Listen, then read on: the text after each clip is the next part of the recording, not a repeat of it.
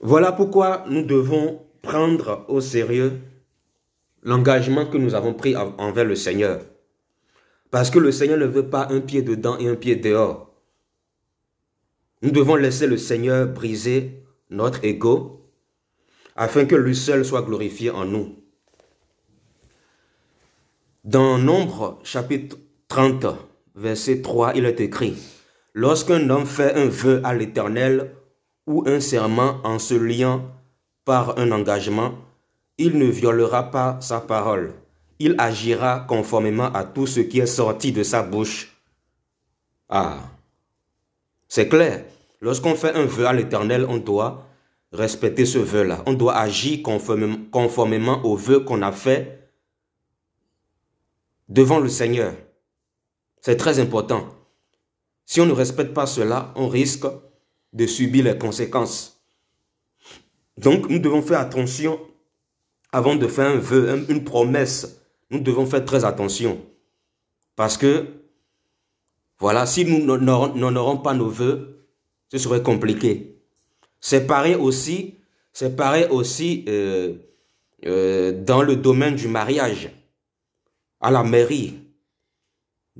Voilà, tu dis devant le maire, pour le meilleur et pour le pire.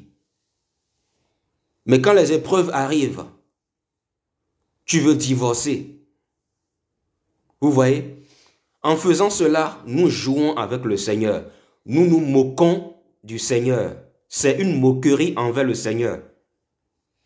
Et envers les autorités, le maire, tout ça là. Donc, nous devons savoir ce que nous voulons. Si nous nous engageons vraiment à suivre le Seigneur, nous devons le suivre totalement et non à moitié. C'est bien beau de dire, j'ai un bon cœur, j'ai un bon cœur. Mais c'est lorsque tu seras en communion avec quelqu'un qui a un mauvais cœur, c'est là qu'on saura si tu as un bon cœur ou pas. Parce que le Seigneur, parfois, il met des personnes compliquées à côté de nous pour nous apprendre à l'aimer comme nous-mêmes. Ah oui, parce que,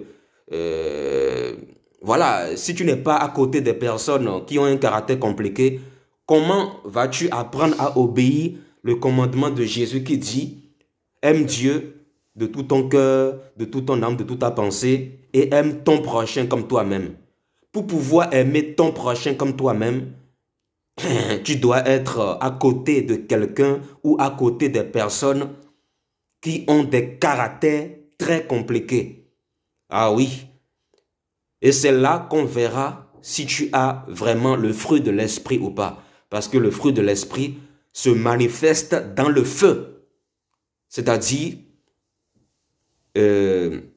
dans la souffrance. Quand c'est difficile, c'est là que le fruit de l'esprit se manifeste. Mais les dons spirituels ne se manifestent pas forcément dans le feu. Mais le fruit de l'esprit se manifeste dans le feu. C'est dans le feu qu'on saura si tu as réellement le fruit de l'esprit.